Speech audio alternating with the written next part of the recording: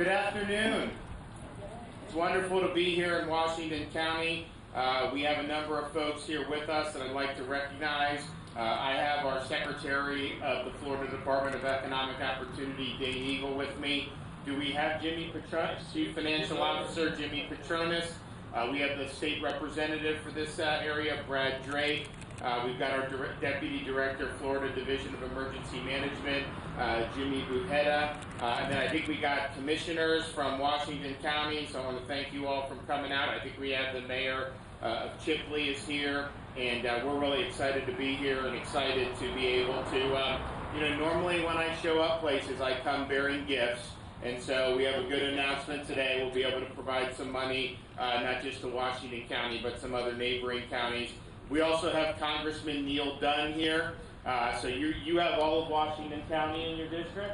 I do. Okay, so he's got Washington County, so he's y'all's congressman. He's also my congressman at the governor's mansion. I'm in his district. And I just want him to know, as a constituent, I don't like what I see going on up in Washington, D.C. right now. So if you can get him to kick it into gear, maybe it'll take an election, I don't know. But we've got a lot of problems, I think, coming out of Washington. And you have all this inflation, you have gas, you have everything going up, and they want to print more money? That's not the way to fight inflation. And so we're proud of what we've been able to do in Florida. You look, I just did the budget last week for the state of Florida. Our governor's budget came in at $99.7 billion. We have states that are similar population to us, like in New York. They got 3 million fewer people.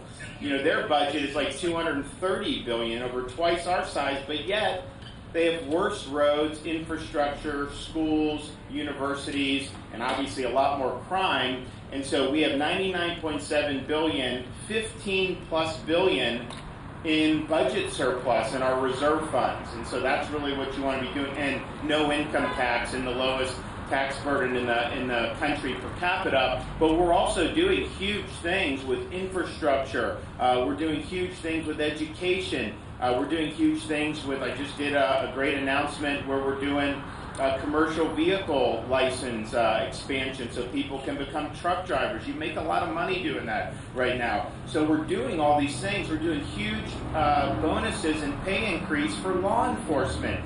25% salary increase for state law enforcement and $5,000 signing bonuses for new law enforcement coming into Florida. So we're proud to be able to do those really big things, but then do it on a very prudent budget and having a lot of money in the rainy day fund in case we have something that happens down the pike. So we're going to keep on doing that. We're going to keep putting wins on the board. At the same time, we realized when I became governor, they had just had Hurricane Michael had swept through in October of 2018. And it was a huge deal. People were paying attention. And then it seemed like 3 weeks later, like anyone outside of Northwest Florida, they just kind of moved on.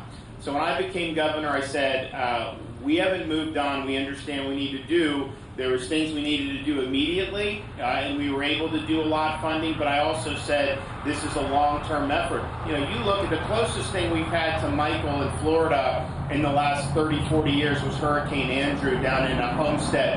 And honestly, that's never recovered, if you want to be honest about it. So we have, I think we're doing a better job here in Northwest Florida, but I mean, this is something that requires a lot of attention.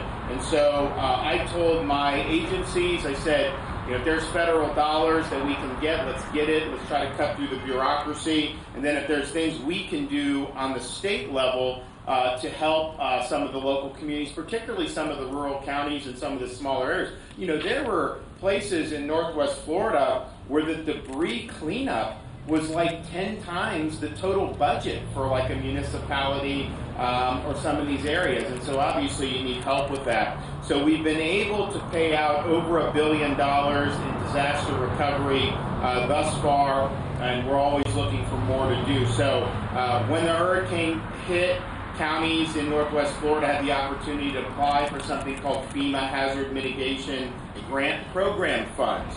And it helps communities build back from damaged areas to where they will be more resilient if future storms come. The problem is the FEMA funds require the community to pay 25% match in order to receive the funding. Well, that's not something that all these communities are able to do and can afford. And so through the Department of Economic Opportunity, we have been able to cover the match for local communities. In October, we announced more than $3.1 million in hazard mitigation grant program awards for the Panhandle.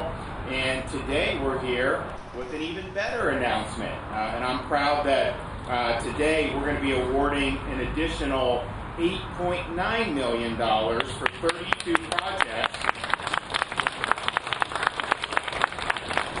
including nearly $1 million just in Washington County alone. The rest of the projects span across Northwest Florida, include things like $1.7 million for 6 projects in Jackson County, 2 projects in Calhoun County, 2 in Gadsden, 1 project in Gulf County, 1 in Leon, and 19 projects in Bay County. So these funds will help impacted communities strengthen their infrastructure and help them mitigate damage from future hurricanes. So we want to thank the folks in all these areas here who've worked very well with our state folks, and we're going to continue to do what we can to be helpful. So I think this will make a big difference. So I'm actually going to present money to the check.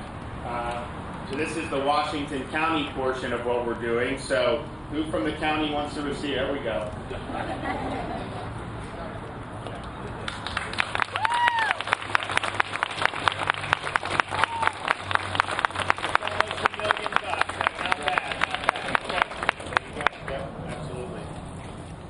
All right, so we're going to have a couple folks come up and say a few things. So let me invite up the chairman of the commission, Trey Hawkins.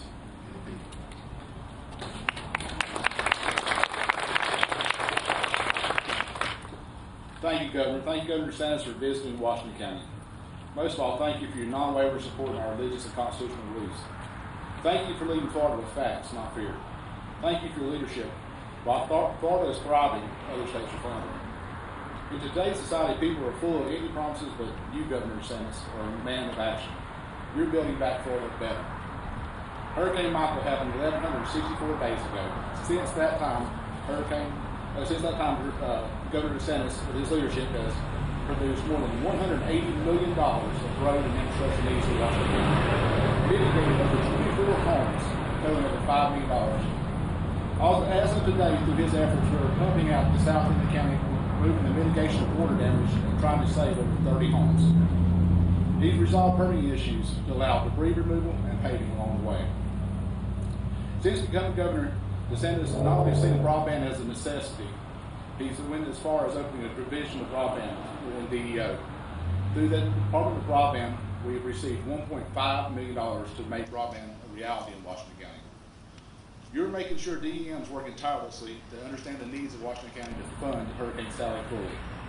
Governor, thank you. God bless Washington County. God bless Florida. And God bless Florida.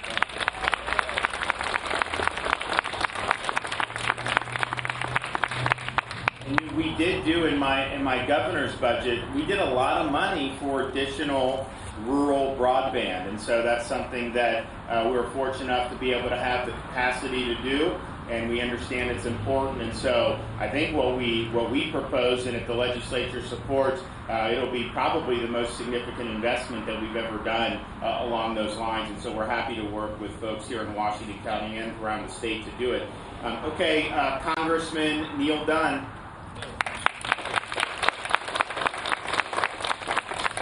It's always a great day when Governor DeSantis shows up in Florida, isn't it? I mean,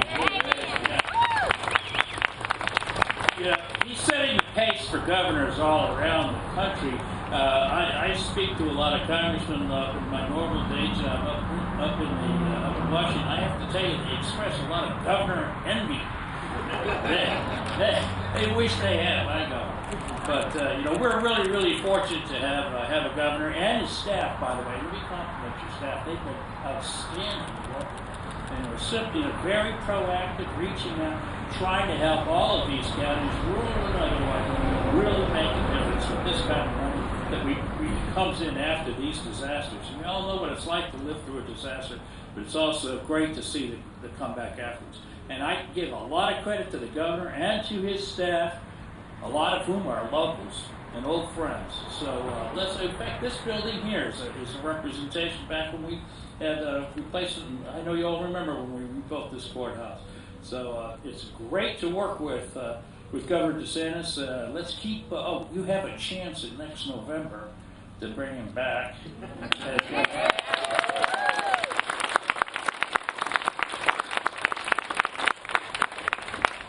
And I apologize for Washington.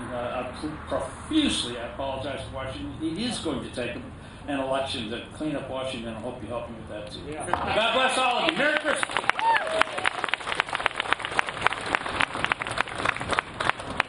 And just for the record, we like Washington County much better than Washington, D.C. Yeah.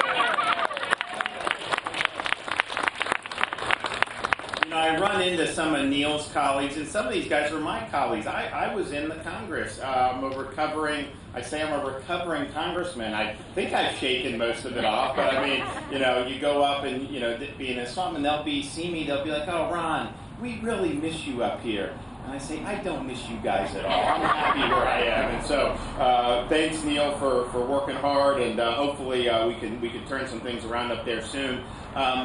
We've also had, throughout this, in the governor's office and our DEM and the staff, and we've been very supportive, obviously, of the Panhandle, but we also have somebody on the cabinet in Florida who's from the Panhandle and really saw firsthand a lot of the destruction being from Bay County. And so our CFO, Jimmy Petronas, has really been a strong supporter of supporting these communities and assisting with these efforts, and so I'm going to bring him up to say a few things. Good morning. Thank y'all for having me. Governor, thank you for being here. I'm going to repeat something you've heard me say before, but the most significant speech, at least in my opinion, that the governor's given since he's been in office is his inaugural address. At his inaugural address, it's pretty hard not to get emotional when he outlines his commitment to the recovery of Northwest Florida after Hurricane Michael. He could be talking about anything else. He could be talking about his vision. No, he talked about the recovery. Matter of fact, the very next day, his first full day in office, he was in Panama City. And the next day, and then I think 2 days later, he was back in Northwest Florida. In that 2-week period after his inaugural, he was probably in Northwest Florida a minimum of 8 times. So his commitment, he allows no daylight to get between he and his constituents in Northwest Florida. His passion for these people that live here. There are people, there are families, there are neighbors.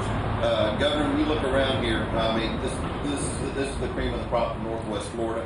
You've got water management members, you got the county judge, you got your county commissioners, and then you got everybody who makes this community work. So proud to be here with y'all, but more proud of my governor. There's just so many times. Raise your hand if you've heard. Let's make America like Florida. Have you heard that? Have you heard that? Hey, George. There's not enough common sense in governance, and the envy that we have all over the United States is what we're doing here in Florida, and it starts at the top. If the governor's willing to lead, if he's willing to take the hits, if he's willing to blaze the trail, it makes it a lot easier for folks like myself and members of our legislature like Brad Drake and all others to funnel right behind him and let him blaze the trail, and we become the cheerleaders for his leadership. Anyway, glad to have y'all here, Governor. Thank you for the good news. And Dane, thanks for bringing the check. Thank you.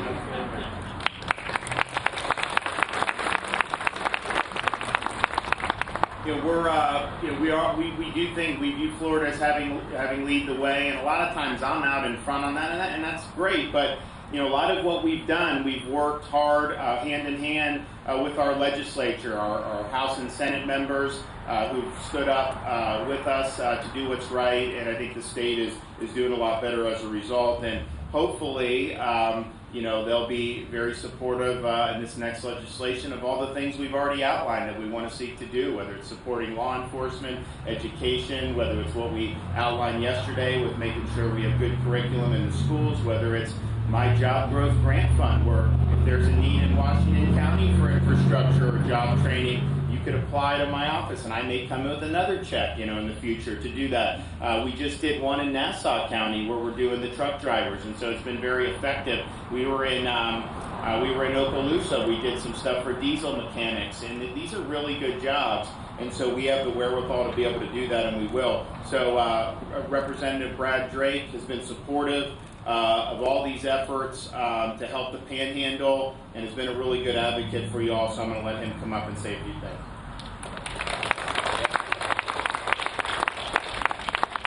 Well, Merry Christmas. Everybody's favorite time of the year.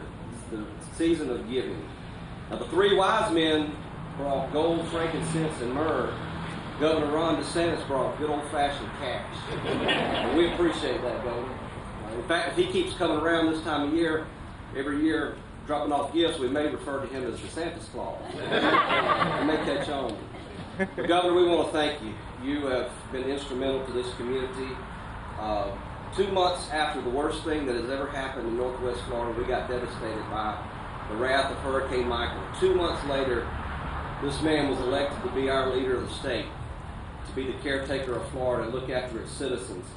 And Governor DeSantis, on his first day on the job, he came right here to Northwest Florida. He took up time with our elderly, our law enforcement, our frontline workers. He took up time with citizens. He wanted to make sure that he understood the needs of this community and that he could go back to Tallahassee and that he could go to Washington, D.C. and bring the essential items here for Northwest Floridians. And he hasn't stopped there. If you noticed, a couple of weeks ago, he came out with his proposed budget, and he's proposed over $100 million for rural infrastructure. That's never happened in our state, to have that type of aggressive proposal for rural infrastructure for Northwest Florida, for all of our rural communities. So, Governor, we want to thank you for your commitment to the rural areas. Thank y'all for allowing us to be here. And I'll tell you what, Governor, you've got a lot of friends here in Northwest Florida. I know you got your detail here, that you're on friendly ground. 85% of the people in this community supported you, and I bet next year.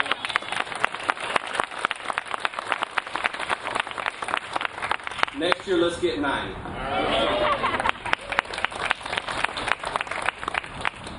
And we appreciate being able to help out with a lot of stuff, and not just hurricane, but with our budget, the infrastructure, all this. I think that there's some great opportunities, and bright future. That's what Chipley's all about. So we want to be there.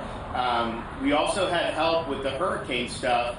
We had help from the Trump administration back then, and that was a lot of funds that we were able to bring down from them, and they didn't necessarily have to do it, but they did. So I do want to say thank you to the Trump administration. I don't get as much help anymore from Washington, just the way politics works. But we will certainly help if they want to help Michael. We will certainly want to do it. So we'll be back. We want to do more. I hope everybody has a Merry Christmas and that you're able to spend time with your friends and family. My daughter just turned 5, so she's kind of an old pro at Christmas. My son is 3.5. He didn't quite understand Santa Claus fully last Christmas. So this is really the first Christmas where he's asking a lot of questions about Santa Claus. And I can tell you this, anytime I remind him Santa's watching, he does improve his behavior. It does work. So we're looking forward to doing that. And for my family to yours, Merry Christmas, everybody. Thanks so much, and God bless.